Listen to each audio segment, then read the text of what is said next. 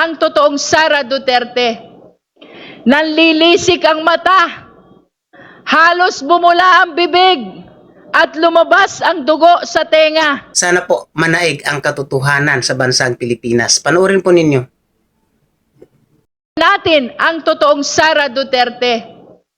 Nanlilisik ang mata, halos bumula ang bibig, at lumabas ang dugo sa tenga. Ituloy na natin ang huling hakbang ng yugtong ito. The Vice President is guilty. Let the truth convict her. I move for the approval of the committee report setting forth the articles of impeachment against the Vice President Sara Z. Duterte as amended. So moved, Madam Chair. Please raise your right hand. That 55 out of 55 justice members physically present, the chair therefore declares the motion unanimously approved. Malayo pa, pero malayo na. That is where we stand today. Yan po ang sitwasyon natin ngayon. We recognize that this has been a difficult and demanding process. But we also recognize how much we have already uncovered. Marami na tayong naabot sa mga nakaraang linggo. Today, we share a quiet sense of accomplishment as we recognize and honor the distance we have traveled since we first began. Saksi tayong lahat. Marami tayong pinagdaanan. Our very first hearing was on March 2, where we established sufficiency in form. Sumunod ang March 4 for sufficiency in substance. At sa puntong yon, we ask the Vice President to file her answer. And she did. At ang nakapirma, 16 na abogado, 16 lawyers. Pero ang answer na isinumite, halos 10 pages lamang. At nakatutok lang sa mga technicalities, sa mga paligoy-ligoy, bagay na ikinagulat ng marami dahil sa totoo lang, hindi naman yon ang hinahanap natin. It was an answer that really just avoided the questions. Kaya naman, noong March 18, we determined that the complaints allege sufficient grounds for impeachment. Sumunod ang hearing sa March 25, kung saan we settled the preliminary matters, most especially ang pag-issue ng mga subpoena. Then came the marathon hearings of April 14, April 22, and April 29. Doon tayo nakinig sa mga resource person natin. We heard the evidence. We examined the evidence. At sa mga araw na iyan, doon natin naramdaman ang bigat ng ating ginagawa. May mga sandaling luminaw ang mga sagot at may mga sandaling mas dumami ang mga tanong.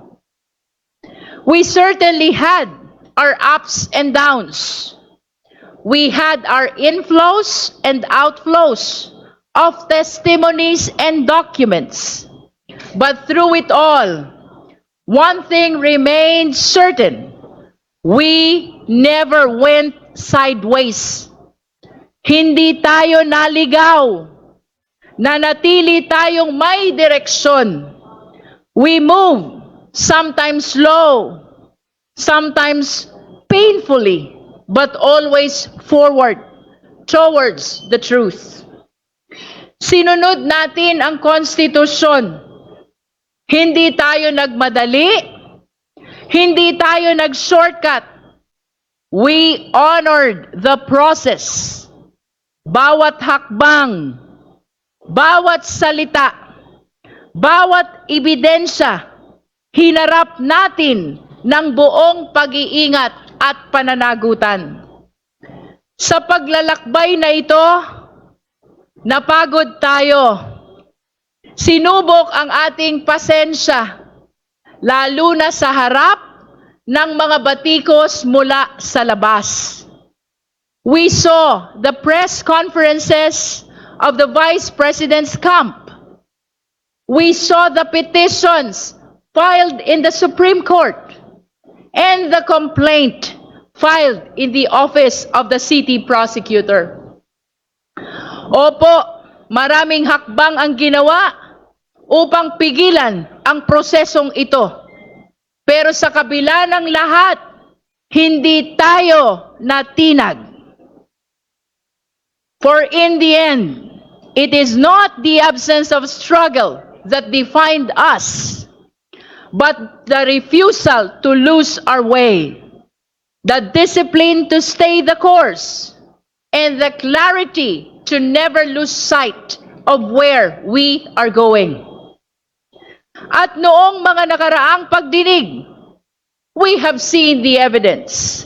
Ito ang mga nakita at narinig natin.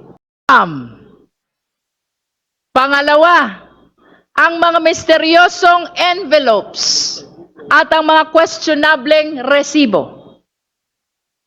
Pangatlo, ang paliwanag ng NBI tungkol sa magkakaibang pangalan, ngunit iisa ang pirma. Pang-apat, ang sertipikasyon ng PSA na walang record ang mga pangalang katulad ng Mary Grace Piatos. Panglima, ang COA findings na nag-uutos ng refund na 73 million at 375 million. Pang-anim, ang ulat ng AMLC patungkol sa 6.7 billion na mga transaksyon. Napakalaking halaga na dumaloy sa mga account ng Vice Presidente at ng kanyang asawa. Pang-pito, ang mga natuklasan ni former Senator Antonio Trillanes IV na ang malaking bahagi ng kayamanang ito ay may kaugnayan sa illegal drugs. At ang mas nakakagulat, ang pahayag na ito ay tumutugma sa record ng AMLC. Pangwalo, ang mga dokumento mula sa SEC na nagpapatunay na walang kinikita ang mga kumpanya ng Vice Presidente kahit na natili siyang aktibo sa isa sa mga kumpanyang ito, nang ibig sabihin ay pinagsabay niya ang pagiging Vice Presidente at pagpapatakbo ng negosyo. At nitong huling pagdinig lamang, noong April 29, dalawang bagay naman ang napag-usapan natin. Una, ang selyadong kahon mula sa BIR na sa kabila ng matinding debate, hindi muna natin binuksan. Kahit nasa kapangyarihan naman natin na buksan ito. Sabi nga ni Deputy Speaker Janet Guerin, ang puso natin ay gustong buksan ito, pero ang isip natin nagsasabing huwag muna. At dagdag pa rito, nagpahayag si Congressman Benny Abante, hindi porket kaya nating gawin ang isang bagay, ay dapat na nating gawin. At ang pangalawa, ang mga ebidensya ng pagmumura at ang pag-contract ng assassin. Grabe po itong mga ebidensyang ito, lalo na yung video ng Vice Presidente. Kong Laila de Lima described it perfectly. when she said, noong gabing iyon, nakita natin ang totoong Sara Duterte. Nanlilisik ang mata, halos bumula ang bibig, at lumabas ang dugo sa tenga dahil tila ba sasabog na ang kanyang ulo sa galit. At that point, Congresswoman Janice Digamo once again shared her own painful experience. As a victim of political violence herself, pinaalala niya sa atin na ang banta ng pagpatay ay hindi biro. Ito ay seryosong panganib sa buhay ng tao. Yan po ang lahat ng natalakay natin at pinag-aralan natin lahat ito.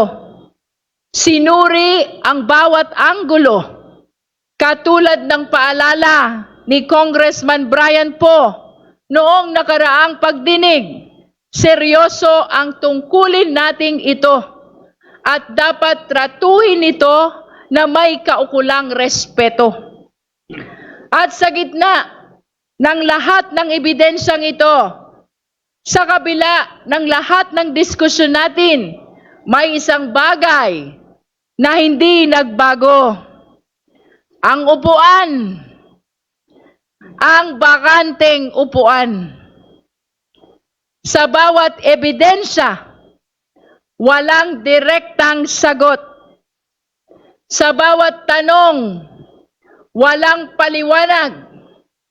Naghintay tayo ng salaysay mula sa Vice-Presidente sa ilalim ng panunumpa. Pero ang tanging humarap sa atin ay ang tahimik, ang isang bakanteng upuan.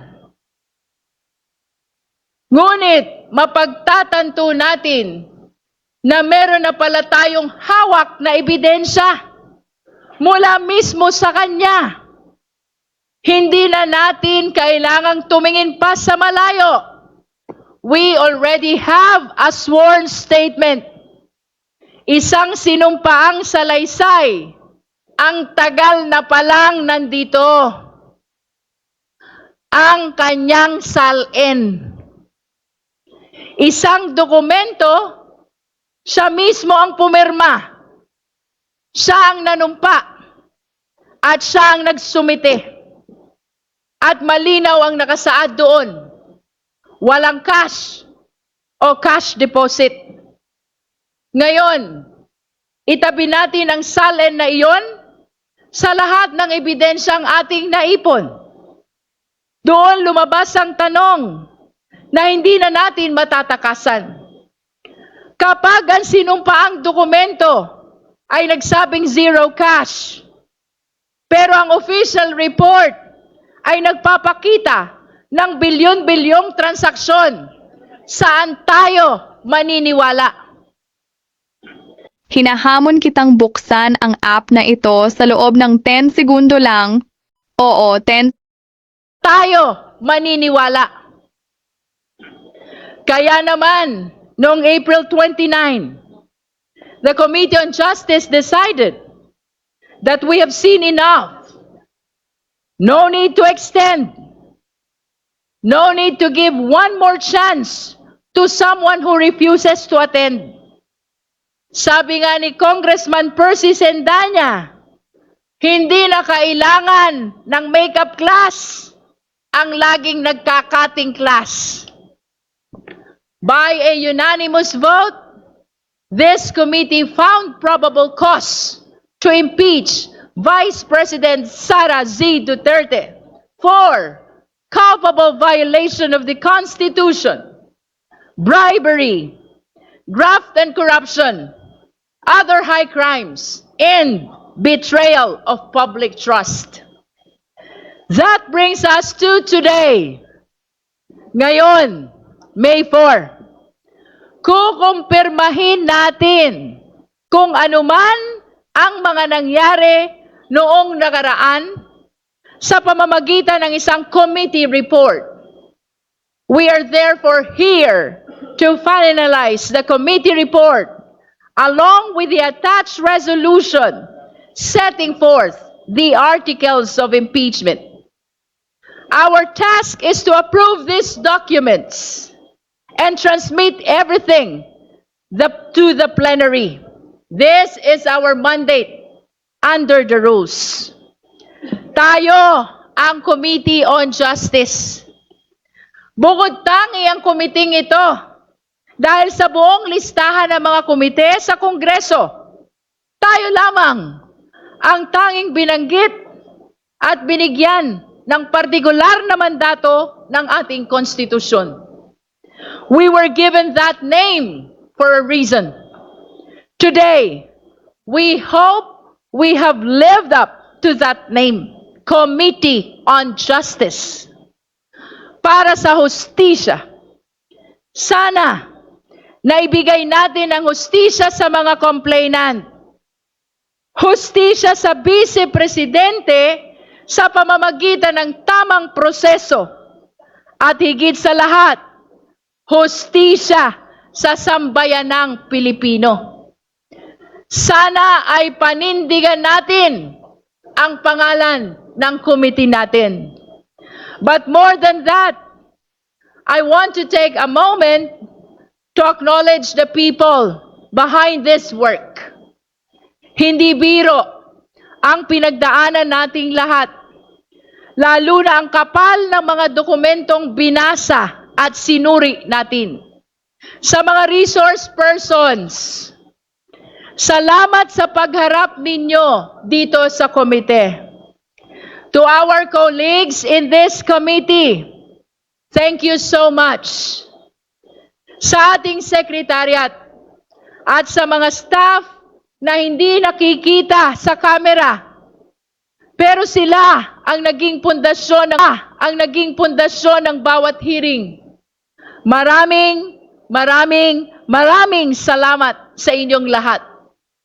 And to the Filipino people, maraming salamat po sa inyong pagsubaybay. Ngayon, habang tinitimbang natin ang bigat na mga susunod nating hakbang at ang mga posibleng pagsubok na haharapin natin, may isang katotohanang dapat nating alalahanin. Hindi tayo magsisimula sa wala. Ang bawat hakbang natin ay hindi na pabalik, kundi padiretso sa katotohanan. Malayo pa, pero malayo na.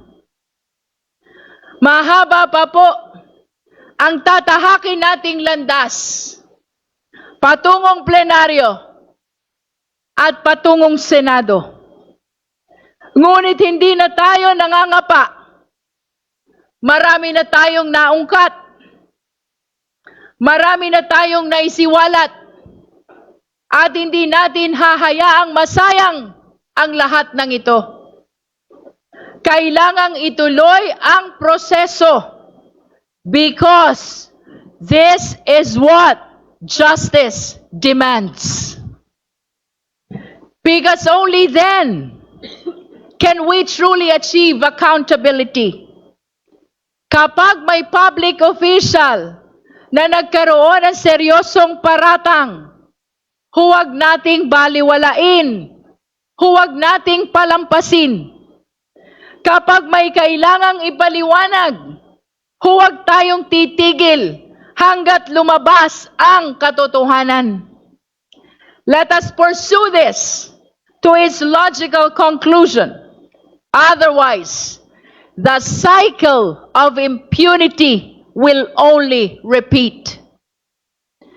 Because we owe it to the next generation of Filipinos to show them that no one, no matter how powerful, no matter the title, is above the law.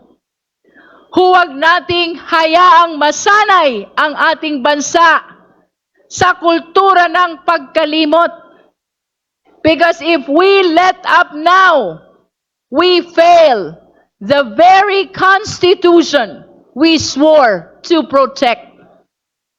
Let us therefore move forward with heavy hearts but clear minds. If the Vice President is guilty, let the truth convict her. If she is innocent, let the process clear her. But let it be done through the light of justice, not the shadows of silence. Ituloy na natin ang huling hakbang ng yugtong ito para sa katotohanan, para sa sambayanang Pilipino. Esteemed colleagues, beloved countrymen, malayo pa, pero kahit papaano, sa totoo lang, malayo na. Maraming salamat po.